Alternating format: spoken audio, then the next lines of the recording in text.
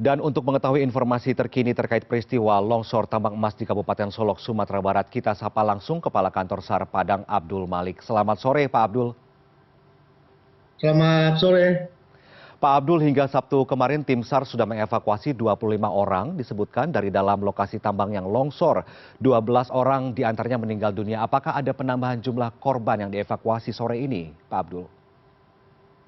Ya, untuk sampai sore ini di tanggal 29 September sampai pukul 8 tadi pagi itu yang terakhir kita evakuasi dalam keadaan meninggal dunia.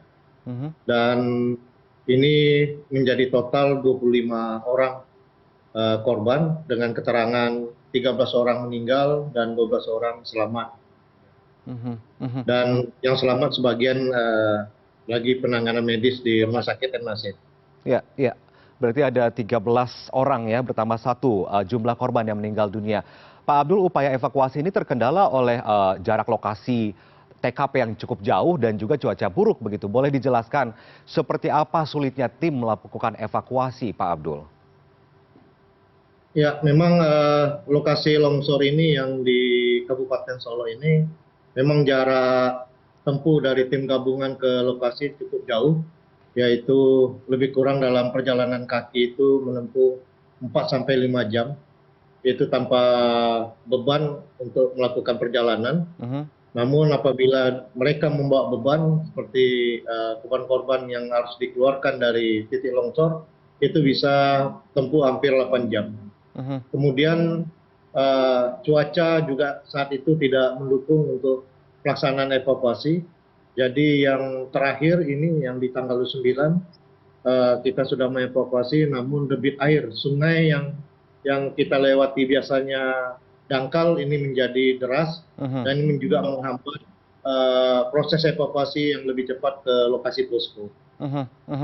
Pak Abdul, ini tadi disebut oleh Pak Abdul ada 25 orang korban begitu ya, 13 meninggal dunia, 12 orang sedang menjalani perawatan. Di luar 25 korban ini sudah lengkap semuakah atau ada masih korban yang belum ditemukan di lokasi kejadian? Iya, pada pukul 11.15 pagi tadi ini kita lakukan evaluasi atau sering kami sebut ini debriefing setiap hasil operasi perharinya. Jadi evaluasi yang dilakukan oleh tim gabungan yang di posko dilakukan di Rumah Wali Negari atau Rumah Wali Desa dengan beberapa unsur pemerintah daerah serta unsur tim gabungan melakukan evaluasi untuk menentukan apakah masih ada korban yang masih dilakukan pencarian atau tidak. Nah, sampai saat ini, sampai pukul 11 tadi itu tidak ada laporan dari warga atau pihak lain tentang kehilangan keluarganya. Maka diputuskan oleh tim gabungan di saat rapat, maka operasi pencarian dihentikan atau ditutup dengan catatan bahwa posko yang ada di Sungai Abu atau di Kabupaten Solo itu tetap dilakukan pembukaan apabila masyarakat atau warga yang masih kehilangan di saat kelongsoran ini bisa kita buka kembali dalam operasi SAR. Ya. Jadi nanti akan dinamis ya, tergantung dari laporan warga begitu.